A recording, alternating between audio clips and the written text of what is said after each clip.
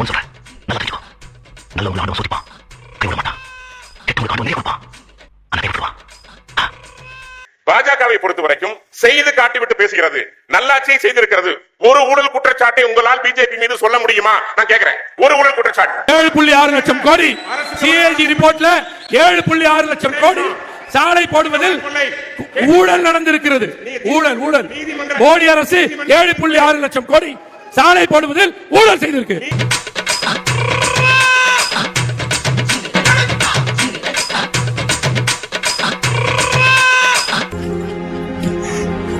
ஏன் father அழறீங்க?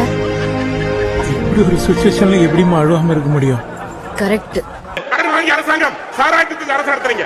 India முழுவதும் 60 ஆண்டுகள் 55 லட்சம் கோடி தான் கடன் வாங்கியிருக்கிறது. 12 ஆண்டில் 130 லட்சம் கடனை வாங்கி இந்தியாவை அதல பாதாளத்துக்கு கொண்டு போனது மோடி அரசு. ஷானவாஸ் அவர்கள் சோபால உட்கார்ந்தாலும் பிளாஸ்டிக் சேர்ல உட்கார்ந்தாலும் எங்க தலைவர் கை கட்டி நின்னாலும் கை கட்டி நின்னாலும்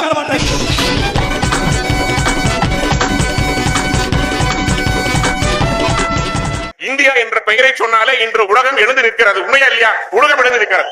அந்த அளவுக்கு ஒரு மகிழ்ச்சியான ஒரு ஆட்சியை நரேந்திர மோடி கொடுத்திருக்கிற பொழுது எதிர் கொள்கையில் நீங்கள் மாறுபட்டு நிற்கிறீர்கள். மோடி உலகத்தையே வியந்து பார்க்கிற அளவுக்கு இந்தியாவை மாத்திக்கிறான். ட்ரம்ப் சொல்றா 30 நாளைக்கு அனுமதி தர்றேன், நீ ரஷ்யாட்ட வாங்கிக்க. யாருக்கு யார் அனுமதி கொடுக்கிறது? நாட்டை எங்க கொண்டு விட்டார் பாருங்க மோடி. தேங்காய குண்டி அடிச்சேன்னு வச்சுக்க வான்னு பொழந்துருவனி மரியாதை ஓடி அவர் முதலமைச்சராக இருந்த அந்த குஜராத்ல தான் 25 ஆண்டு காலம் தொடர்ச்சியாக பாஜக ஆட்சி செய்து வருகிறது. 30% சிறுபான்மை மக்கள் இருக்கிறாங்க. நீங்க போய் பாருங்க. அவங்க சொல்றாங்க, சிறுபான்மை மக்கள் சொல்றாங்க, நாங்கள் வாழ தகுதியான இடம் குஜராத். இலை தீவெட்டி தலையா. குஜராத்ல 2000 முஸ்லிம்கள் இறக்கும்போது அவர் தான் ஆட்சியில் இருந்தார்.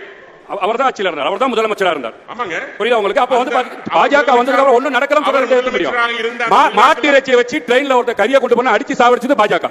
பேய் இந்த ஓனனை ஊருக்குள்ள விட்டா நம்ம ரகசியத்தெல்லாம் சொல்லி அசிங்கப்படுத்திடுவான். ஆள் நடமாட்டமே இல்லாத இடமா பார்த்து அடிச்சு சாப்பிடுங்க. திருப்பரங்குன்ற விஷயம், உங்களுடைய தலைவர் விஜய் இருக்காரு. திருப்பரங்குன்றத்துல ஒரு அநீதி இழைக்கப்பட்டது இந்து மக்களுக்கு குரல் கொடுத்தாரு உங்களுடைய விஜய். திருப்பரங்குன்ற விஷயத்துல திமுக வந்து பாத்தீங்கன்னா முஸ்லிம்களுக்கு ஆதரவா இருக்கிறேன்னு சொல்லி நான் கேட்கிறேன். திருப்பரங்குன்றத்துல வந்து பாத்தீங்கன்னா தீபம் ஏத்துனதே கிடையாது. இன்னைக்கு தீபம் ஏத்துனா RSS அரசியல் ஸ்டாண்ட் அடிக்குது. இங்க இஸ்லாமிய வாக்க திமுக அறுவடை செய்யணும், அங்க இந்து வாக்க RSS அறுவடை. அதான் சொல்றேன், பாஜக இங்க மத கலவரத்தை உண்டாக்கி ஆட்சி பிடிக்கும் நடக்குது. திமுக இதுக்கு வழிவகுத்து கொடுக்குது. அததான் 2 பேரும் கள்ளக்குடி வச்சிருக்காங்க. மோத்தா உன்னை பெத்தாளா இல்ல யானை கத்திச்சானா?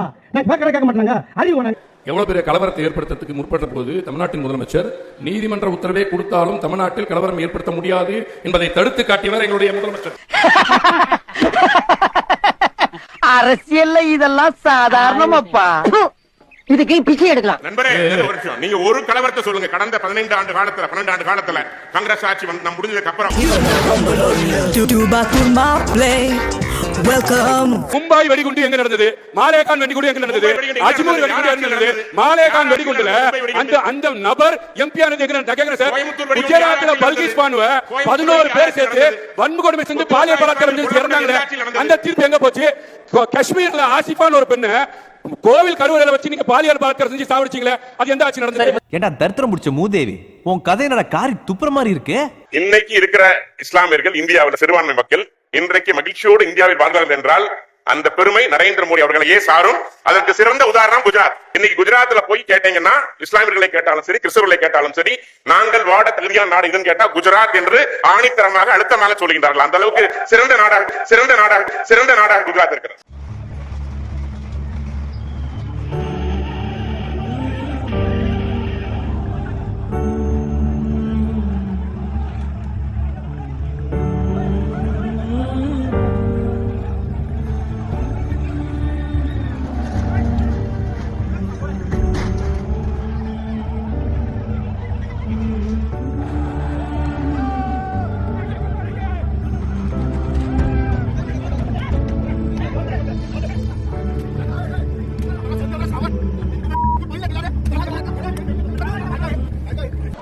வகையா மாட்டிக்கிட்டே ஆத்தா வேற சொல்லி தப்பா சம்பாதிச்சில்ல, அதுக்கு ஆத்தா கொடுத்த தண்டனை. ஈரான் முஸ்லிம்களோ, ஈராக் முஸ்லிம்களோ, துபாய் முஸ்லிம்களோ, பாகிஸ்தான் முஸ்லிம்களோ, ஆப்கானிஸ்தான் முஸ்லிம்களோ இதுபோல் அமைதியாக உட்கார்ந்து இருக்க முடியுமா? இன்னைக்கு உட்கார்ந்து இருக்கிறார்களா? இன்னைக்கு ஏன்னு கேட்டீங்கன்னா, இந்தியாவில் இன்னைக்கு ஒரு பாதுகாப்பான நிலையை அனைத்து மக்களுக்கும் உருவாக்கி கொடுத்த ஒரே தலைவர் நரேந்திர மோடி. அதனாலதான் எனக்கு தைரியம் எல்லாரும் போட்டது. மூஞ்சில பூரா விட்டுருவேன். பாஜக நாட்டுக்கு மட்டும் கேடு கிடையாது, மனித குலத்துக்கே கேடு. கரெக்டா கண்டுபிடிச்சாயா? தாவேகா கொள்கை புர்கா போட்டா அடிக்கிற கொள்கை தாவேகா கொள்கை கிடையாது, பாஜகவோட கொள்கை. தாடி வைக்க அடிக்கிற கொள்கை பாஜகவோட கொள்கை. புரியுதா சார்? நீங்க வந்து ஜெய் ஸ்ரீராமன் சொல்லணும்னு சொல்லி அடிக்கிற கொள்கை பாஜகவோட கொள்கை. இந்தியாவில் வாழக்கூடிய இந்து மக்களுக்கு மணிப்பூர்ல உங்களோட பாதுகாப்போட லட்சணம் என்னங்க? உங்க பாதுகாப்போட நிர்வாகம் என்ன? முஸ்லிம்களை வந்து இந்த நாட்டை விட்டு பாகிஸ்தானுக்கு நாடு கடத்தணும்னு சொல்றது பாஜகவோட கொள்கை, எங்க கொள்கை கிடையாது. முழுக்க முழுக்க நான் கேட்கிறேன், இங்க இருக்கக்கூடிய இந்து மக்களும் கிறிஸ்தவ மக்களும் நாங்க வந்து ரொம்ப சுகபோகமா வாழ்றோம்னா, இப்ப சார் கிறிஸ்துமஸ்ல கிறிஸ்டின் மக்களை போட்டு அடி அடி நடிச்சீங்களே, இதுதான் பாஜகவோட கொள்கையா? நாப்பா வெறுப்பேத்துக்கிறாயா? நீதிமன்ற தீர்ப்பை அமுல்படுத்த வேண்டிய பொறுப்பு ஒரு முதலமைச்சருக்கு இருக்கா இல்லையா? கிடையாது. நான் சொல்றேன், இருங்க விளக்கு இருங்க. ஒரு எம்எல்ஏ நீதிமன்ற தீர்ப்பை அரசு நடைமுறைப்படுத்த வேண்டிய அவசியம் இல்லைன்னு சொல்றாருன்னா இதுவே ஒரு காரணம் போது திமுக இந்த டக்காட்டி வேலை என்கிட்ட வச்சுக்காத. அதாவது மக்களுடைய அமைதியும் மக்களுக்கானதுதான் அரசினுடைய கடமை. நீதிமன்ற தீர்ப்பு வழங்குச்சுன்றதுனால எல்லாத்தையும் ஒத்துக்க முடியாது. ஏன் அப்படின்னா அதுக்கு அரசில் சட்டம் இயற்றுகிற முறைப்பாடுகள் இருக்கிற காரணத்தினால் அதை ரிவிஷன் பண்ணக்கூடிய உரிமைகள் அரசுக்கு இருக்கிறது. கேட்டுக்க ஜல்லிக்கட்டு வந்துட்டு நீதிமன்றம் தடை விதிச்சது. ஏன் அதிமுக ஆட்சி அதை வந்துட்டு நிறுத்தி வச்சுட்டு சட்டத்தை திருத்தி ஜல்லிக்கட்டு உரிமையை வாங்கிட்டு வந்து நடத்தியே கட்டுவேன்னு சொல்லிச்சு. நான் குமார் அவசரப்பட்டிய நீதிமன்ற தீர்ப்பை ஏற்றுக்கொள்வது என்பதும் நடைமுறைப்படுத்துவது என்பதும் அதை நிறுத்தி வைத்து கொஞ்ச நாள் கழிச்சு ரிவிஷன் போடுவது என்பதும் ஒவ்வொரு தனி மனிதருக்கு எந்த அளவுக்கு உரிமை இருக்கிறதோ அதே அளவுக்கு ஒரு அரசுக்கும் உரிமை இருக்கிறது. அந்த வகையில் அதை தடுத்து நிறுத்தி மத கலவரங்கள் ஏற்படாமல், பிரிவுவாத அரசியல் ஏற்படாமல், வெறுப்பு அரசியல் ஏற்படாமல், கோத்ரா கொலை வழக்கை போல இன்னும் பல கலவரங்களைப் போல பாஜக முற்படுத்துவதை தமிழ்நாட்டில் நுழைவிடாமல் தடுத்திருப்பது திமுக அரசு. காமராஜர் அந்த காலத்திலே சத்துணவுல இருந்து எல்லா திட்டமும் போட்டு ஸ்கூல் ஆரம்பிச்சாரு. அப்படி இந்த மாதிரி தற்கொலை படிக்காம ஏன் உசுரம் வாங்க? நீதிமன்றம் தீர்ப்பு கொடுத்த உடனே ஒரு அரசு அதை அமுல்படுத்த வேண்டும். அதன் பிறகு அவங்க மறுபடியும் மேல்முறையீடு போன அதெல்லாம் உரிமை. ஆனா திரு ஸ்டாலின் அவர்களினுடைய அரசு திட்டமிட்டே தேர்தல் நெருங்கி வருகிறது, ஒரு மத கலவரத்தை இங்கே உருவாக்க வேண்டும் என்பதற்காகத்தான் இந்த பிரச்சனையை பெரிதுபடுத்தினார்கள். இதை சொல்வதற்கு வெக்கமாக இல்லை. மத கலவரம் எங்க வந்தது? மத கலவரம் வந்ததா? அதுதான் நீங்க கேக்குறேன், நீங்க முற்படுறீங்க அவரோட நாராயணா, இந்த கொசு தொல்லை தாங்க முடியலடா. எங்க போனாலும் பின்தொடர்ந்தே வருது. மருந்தடிச்சு கொல்லுங்கடா. திருப்பரங்குன்ற வழக்குல நீதிபதி கொடுத்த தீர்ப்பை ஏன் அமுல்படுத்தல அப்படின்னு மூச்சு முட்டை கல்யாண சுந்தரம் நாகராஜ வைத்தியர் கல்யாண சுந்தரத்துக்கு பொங்கிட்டு வருது. அந்த நீதிமன்ற தீர்ப்பு புரட்சியாளர் அம்பேத்கர் எழுதிய அரசியலமைப்பு சட்டத்தின்படி இருக்க வேண்டும். ஆனால் தீர்ப்பு கொடுத்த நீதிபதி என்ன சொன்னாரு? நான் அம்பேத்கர் தந்த சட்டப்படி தீர்ப்பு சொன்னேன்னு சொல்லல, என்னுடைய எஞ்சிய பதவி காலத்தை சனாதனத்தின் அடிப்படையில் நான் கழிப்பேன்னு சொன்னார். கண்டுட்டாளையா சூட்சமத்தை கண்டுட்டாளே. அயோத்தி வழக்குல பாபர் மசூதி இடத்துல ராமர் கோயில் கட்டலாம்னு தீர்ப்பு சொன்ன நீதிபதி வெளியே போய் என்ன சொன்னாரு? கடவுள் என் கனவில் வந்து சொன்னார், நான் தீர்ப்பை சொன்னேன்னு சொன்னாரு. என்னடா இது அநியாயமா இருக்கு? ஒவ்வொரு நீதிபதிக்கும் ஒவ்வொரு கடவுள் நம்பிக்கை இருக்கும். அந்த நம்பிக்கையின் பிரகாரம் ஒவ்வொரு நீதிபதியும் தீர்ப்பு சொல்ல ஆரம்பிச்சா இந்திய ஜனநாயகம் எவ்வளவு மோசமா போகும்? இப்படி ஒரு நீதிபதி சொல்லலாமா? ஏண்டா கனவா இருந்தாலும் ஒரு நியாயம் வேணாமாடா? சட்டப்படி சொன்னேன்னு சொல்லணும். கடவுள் கடவுள் வந்து சொன்னாரு சொன்னேன்னு சொன்னாரு நீதிபதி. இவ்வளவு கேடு கட்டு கேவலமா போன இந்த தீர்ப்புகளை வச்சுட்டு அதிமுக வந்து வல்ல கட்டுறீங்க. ரெடியா இருக்கீங்க? தைரியத்தை பரப்படாது. அசிங்கமா இல்லையா அண்ணனுக்கு ராஸ்கல்? திருப்பரங்குன்ற வழக்குல ஜெயலலிதா அம்மையார் இப்படி செய்தார், ஸ்டாலின் வந்து அதை மாற்றி விட்டார். எடப்பாடி பழனிசாமி இந்த தூண்ல தீபம் ஏற்றினார், ஸ்டாலின் வந்து அதை மாற்றி விட்டார். கடந்த ஆட்சி காலங்கள் எல்லாம் தீபம் ஏற்றின இடத்தை விட்டுட்டு ஸ்டாலின் வந்து மாத்தி பண்ணிட்டாரு. எனவே நீதிமன்றம் அதை திருத்தி அமைத்து இந்த இடத்துல தீபம் ஏற்ற வைக்குதுன்னு தீர்ப்பு சொல்லியிருக்கா. எப்படி சொல்லிருக்கு? காலங்காலமா ஏற்ற இடத்துல தானே முதல்வர் ஸ்டாலின் ஏற்றிருக்காரு. அதான் நான் யாரும் தெரிஞ்சு போச்சு இல்ல. அப்புறம் நான் மறுபடியும் லுக்கு லூசில விடு. தாவேகாவுடைய நிலை என்னன்னா, நாம் தமிழர் கட்சியும் தாவேகாவும் தனித்து நிற்பதாக சொல்கிறார்கள். தவறு. நாம் தமிழர் கட்சி தனித்து நிற்கிறது, தாவேகா தனித்து விடப்பட்டிருக்கிறது. ஆட்சியில் பங்கு, அதிகாரத்தில் பங்கு, முதல் மேடையிலேயே சொன்னாரே, ஒரு நபரும் அந்த கூட்டணிக்குள்ள போகல. ஆனா எங்க அண்ணன் அதுதான் எங்க அண்ணன் முஸ்தபாவுடைய மனதைரியத்தை பாராட்டியே ஆகணும். இன்னைக்கு அவங்களுக்கு என்ன பிரச்சனைன்னு கேட்டீங்கன்னா, விஜய் அவர்கள் வந்துட்டாரு, அப்படியே டீ ப்ரோமோட் ஆகி 3 விழுக்காடு வர போறாங்க. அதுல ஒரு கொதிப்பு தான் இவ்வளவு தூரம் வந்து பாத்தீங்கன்னா இங்க தாங்கி பிடிச்சி பேசிட்டு இருக்காங்க. நான் பாக்குறேன் ரொம்ப வாடுறானே. யார் தனித்து விடப்பட்டவங்கன்னு சொல்லி கடந்த கால வரலாறுலாம் எடுத்து அண்ணன் பார்க்கணும். சீமான் என்ன சொன்னாங்கன்னு சொல்லி, இலை மலர் ஈழம் மலர்ந்தால் தான் இலை மலரும் சொன்னவர் தான் சீமானன். திமுகவையா விமர்சிக்கிறேன்னா அந்த குடும்பத்திலேயே பிறந்தவன் சொன்னவர் தான் சீமானன். அன்னைக்கு பெரியாரை மாத்தி பேசிட்டு இன்னைக்கு பெரியாரை அங்க புகழ்ந்து பேசிட்டு இன்னைக்கு மாத்தி பேசுறவர் தான் சீமானன். அதெல்லாம் தாண்டி 2 பேர்கிட்டயும் போக முடியாது. நம்ம முதலமைச்சர் ஆக முடியாது, நம்ம சட்டமன்றத்துக்கும் பாராளுமன்றத்துக்கும் போக முடியாது. என் தம்பி வந்துட்டான் பாரு, வந்தா துணை முதலமைச்சர் சொன்னவர் தான் சீமானன். அம்மா நீங்க இப்படி பண்றீங்களம்மா. மைக்க போட்டாப்ல, மைக்க பிடிச்சிட்டா எனக்காக தான் வாக்கு சேகரிக்க வந்தார் சொன்னவர் தான் சீமானன். 2026 தேர்தலை நாங்க சந்திக்க போறோம். புரியுதா? நீங்க வந்து சனாதன எதிர்ப்புன்னு பேசக்கூடிய நாம் தமிழர் தான் இன்னைக்கு பிராமண கடப்பாரை தூக்கிட்டு வந்து பாஜக வாக்கு சேகரிக்கிறீங்க, RSS மேடையில பிரச்சாரம் பண்றீங்க. நீங்க பேசுறீங்களா பாஜகவை பத்தி? முழுக்க முழுக்க இவர்கள் கேட்கக்கூடிய அந்த சித்தாந்தம் கொள்கையை தமிழ்நாட்டு மக்கள் பார்த்துட்டாங்க சார். அப்ப யார் வந்து பாத்தீங்கன்னா தனியா நின்னவர், யார் வந்து தமிழ்நாட்டு மக்களால் தனித்து விடப்பட்டவர் மக்கள் புரிஞ்சுக்கணும்.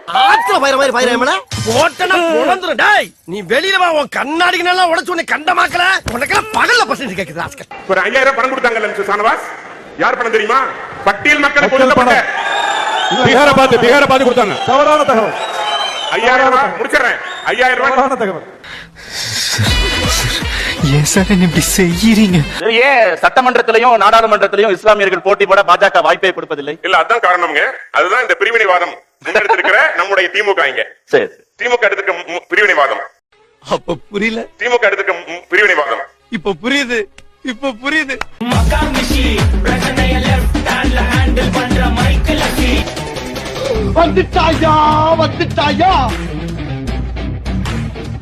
திமுக வந்து பாத்தீங்கன்னா நாங்க 5 வருஷம் நல்ல சாதனைகளை செஞ்சிட்டோம், நாங்க யாருமே இல்லாம ஜெயிக்கணும்னு சொல்லக்கூடிய திமுக இன்னைக்கு விஜய் சொல்ற மாதிரி மலைக்கு ஒருத்தர் ஓதம் வரவனாலும் உள்ள கூட்டு போய் விட்டுட்டு ஒரு கூட்டணின்னு சொல்லி 25 கூட்டணி 26 கூட்டணி இந்த களத்துலதான் வந்து திமுக போயிட்டு இருக்காங்க. எடப்பாடியார் எதிர்க்கட்சி தலைவர், தமிழ்நாட்டுடைய முதலமைச்சர் இருந்தவர். அவரும் ஒரு 2 வருஷமா சொல்லிக்கிட்டே இருக்காரு, எங்க கூட அந்த கட்சி வந்துரும், எங்க கூட இந்த கட்சி வந்துரும், ஏன் விசிகே வந்துரும் கூட சொன்னார், கம்யூனிஸ்ட் வந்துரும் சொன்னார். அவர் எந்த கட்சி பேரையாவது வந்து சொல்லாம இருந்திருக்காரா? அவரும் எல்லா கட்சியும் சொல்லி பார்த்தாரு. பிஜேபியை தவிர அவரோடு சேர்வதற்கு யாரும் இல்லை. வெக்கம் கெட்டவன, மானம் கெட்டவன, உனக்கு எதிராக இவ்வளவு பெரிய மீச. முஸ்தபா சொன்னாரு திமுக கூட்டணி போறவங்க எல்லாம் சேர்த்துக்கிறாங்கன்னு. உங்கள்ட்ட யாருமே வரலையே. ஆட்சியில் பங்கு தரோம்னு சொன்னாரா இல்லையா விஜய்? அவர்கிட்ட யாருமே போகல. ஏன்டா அவர் பங்கு என்னன்னே தெரியாம போச்சு. சோறு தானே திங்கிற, அசிங்க பங்கு கொடுக்கிறவருக்கு முதல்ல பங்கு இருக்கணும்ல. அவருக்கு என்ன பங்கு? இப்ப தம்பி அபூபக்கர் பேசினாரு, நாம் தமிழர் கட்சிக்கு என்ன பங்கு சொல்லிடலாம்ல. 8 விழுக்காடு ஓட்டு இருக்கு. அதிமுக சொல்லிடலாம், பிஜேபிக்கு சொல்லிடலாம், திமுக சொல்லிடலாம், விசிகாக்கு சொல்லிடலாம். எப்படி சொல்றோம்? ஓட்டு போட்டு வாங்கினதை வச்சு சொல்றோம். இவங்களுக்கு மட்டும் என்ன பிரிவிலேஜ் பாருங்க. இவங்க இதுவரைக்கும் எந்த தேர்தலும் நிக்கவே இல்ல. ஒருத்தர் 30ங்கிறாரு, ஒருத்தர் 40ங்கிறாரு, ஏன் 80ன்னு சொல்லுங்களா? சிரிக்கிறானி வெக்கமா இல்ல? ஓடுற எல்லா ஓட்டும் தாவேகாக்குதான் அப்படின்னு சொல்ல வேண்டியதானே? அப்போ என்ன தெரியுது? அவங்க எலெக்ஷன்ல நிக்கவும் இல்ல, வர்ற எலெக்ஷன்ல நிப்பாங்களான்னு சந்தேகமாவும் இருக்கு. அப்படி கேளுங்க, அறிவு வரட்டும். இல்ல வீட்டுல இருக்கிறவங்க ஒவ்வொருத்தரும் ஓட்டு போடுவாங்க, வீட்டுக்கு ஒரு ஓட்டு அப்படின்னு தாவேகா சொல்லுதே. முதல்ல சொல்லக்கூடியவர் வீட்லயே அவருக்கு ஓட்டு இல்லைங்கிறதா இன்னைக்கு நிலைமை. அவர் வீட்லயே அவருக்கு ஓட்டு கிடையாது. என்ன அப்போ அந்த அளவுக்கு தான் நிலைமை இருக்கு. தமிழ்நாட்டுல எந்த வீட்டுல இருந்து விஜய்க்கு ஓட்டு போகாது. ஏன்னா தமிழ்நாடு சார்ந்த பிரச்சனைகளை அவர் காக்கிற கள்ளமௌனம். எனக்கு சின்ன வயசுல இருந்து தளபதினா ரொம்ப ரொம்ப ரொம்ப ரொம்ப பிடிக்கும். எங்க வீட்டுக்காரோட எனக்கு விஜய் தான் பிடிக்கும். முழுக்க முழுக்க பாஜக எதிர்ப்புன்ற பிம்பத்துலதான் வந்து திமுக வந்து அரசியலும் கணங்காணுது. பாஜக தமிழ்நாட்டுல ஒண்ணுமே கிடையாது. ஒண்ணுமில்லாத பாஜக வச்சு இன்னைக்கு அரசியல் செஞ்சு 2% இருந்த பாஜகவை இன்னைக்கு 11%, 18% சொல்ல வச்சது இந்த திமுக தானுங்க. இங்கே முஸ்தபா வாக்குமூலம் கொடுத்தாரு பாருங்க. பிஜேபியின் பூச்சாண்டி காட்டுறாங்க, இல்லாத பாஜகவை இருக்கிறதா காட்டுறாம. நம்ம தாவேகாவோட ஸ்டாண்ட் இதுதான். இல்லாத பாஜகவா நாங்க இருக்கிறதா காட்டுறோமா? தமிழ்நாட்டினுடைய கல்வி நிதியை மறுக்குதா இல்லையா பாஜக? நாம் யாருக்கு என்ன தீங்கு செய்தோம்? நமக்கு மட்டும் ஏன் இப்படி எல்லாம் நடக்கிறது? தமிழ்நாட்டின் மீது மிகப்பெரிய அளவுக்கு இந்தியை திணிக்கிறதா இல்லையா பாஜக? அது இல்லாத பாஜகவா? தமிழ்நாடு கேட்கிற நிதியை, பேரிடர் நிதியை தர மறுக்கிறதா இல்லையா பாஜக? அது இல்லாத பாஜகவா? திருப்பரங்குன்றத்துல சமூக நல்லிணக்கத்திற்கு கேடு விளைவிக்குதா இல்லையா பாஜக? அது இல்லாத பாஜகவா? மோடி ஒவ்வொரு முறை வர்றாரு, தேர்தல் நேரத்துல ஒவ்வொரு முறை வர்றாரு, தமிழ்நாடு சார்ந்து ஏதாவது புதிய திட்டங்களை அறிவிக்கிறாரா? தமிழ்நாடு கேட்கிற விஷயங்களை கமிட் பண்றாரா? அது இல்லாத பாஜகவா? அப்போ இவர்களுக்கு பாஜகவை எதிர்ப்பதற்கு துணிவில்லாமல் போனதனால் அவங்க என்ன பண்ணிட்டாங்க? பாஜகவை இல்லைன்றாங்க. என்ன சிரிச்சுட்டு வெளியே தான் அம்மா சிரிக்கிறேன், உள்ள அழுதுட்டு இருக்கேன். எல்லாத்தையும் மறைச்சு வைக்கணுமே. சிலர் சிரிப்பார், சிலர் அழுவார். போனால் போகட்டும் போடான்னு நான் விட்டுட்டேன். நீங்களாம் எதுக்கு அதை நினைச்சிட்டு புறப்படுங்க. 234 உறுப்பினர்கள் இருக்கிறோம் சட்டமன்றத்துல. நீட்டு விலக்கு வேணும்னு தமிழ்நாடு சட்டமன்றத்துல ஒரு மசோதாவை கொண்டு வர்றோம்.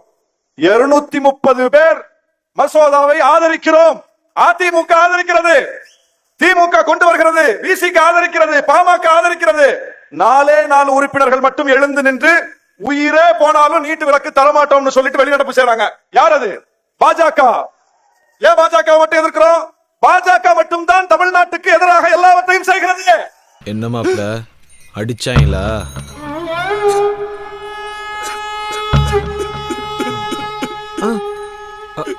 ஓ, அடிச்சேப்டாங்களா?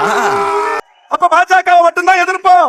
தமிழ்நாட்டின் சட்டம் ஒழுங்கு பிரச்சனையோ, நிறைவேற்றப்படாத வாக்குறுதிகளோ, இங்கே நடக்கக்கூடிய கல்வி ரீதியிலான பிரச்சனைகளோ எதுவுமே முன்னிலைப்படுத்தப்படாதா? பாஜக எதிர்ப்பு மட்டும்தான் முன்னிலைப்படுத்தப்படுமான்னு கேட்கிறேன். கல்வி ரீதியா என்ன பிரச்சனை? ஒன்றிய அரசு ஒரு கல்விக் கொள்கையை வகுத்து நம்ம மேல திணிக்க பார்க்குது. இதை ஏத்துக்கிட்டாதான் நிதியை தருவேன்னு சொல்லுது. அதுதான் பிரச்சனை. இந்த மாநில அரசு எங்களுக்கு காசுதான் முக்கியம், நாங்க ஏற்கனவே நிதி நெருக்கடியில் இருக்கோம், ஏற்கனவே கடன் வாங்கிக்கிட்டு இருக்கோம், எனவே இந்த சூழ்நிலையில இந்த காசை நாங்க வேணாம்னு சொல்ல முடியாது, நீ என்னத்த வேணாலும் திணிச்சுக்கோ, நாங்க ஏத்துக்கிறோம், காசை மட்டும் கொடுன்னு முதலமைச்சர் சொன்னாரா அல்லது உன் காசை தேவையில்லை என் கொள்கை தான் முக்கியம்னு சொன்னாரா? கல்விக் கொள்கையில என்ன ஸ்டாண்ட் இந்த அரசுக்கு? அப்போ இந்த அரசு எந்த கொள்கையின் பக்கம் உறுதியாக நிற்க வேண்டுமோ அந்த கொள்கையில் நிற்கிறது. கல்வியில தான் நம்ம ஸ்டாண்ட். வேற என்ன ஸ்டாண்ட் கல்வியில? இந்த வீடியோ உங்களுக்கு பிடிச்சிருந்தா கண்டிப்பா லைக் பண்ண மறக்காதீங்க. அப்படியே உங்க நண்பர்களுக்கும் ஷேர் பண்ணுங்க. நீங்க பண்ற ஒவ்வொரு லைக்கும் தான் இந்த வீடியோவை மற்ற நண்பர்களுக்கும் கொண்டு போய் சேர்க்கும். மறக்காம சப்ஸ்கிரைப் பண்ணுங்க. உங்க கருத்துக்களையும் கமெண்ட் பாக்ஸ்ல பதிவு பண்ணுங்க.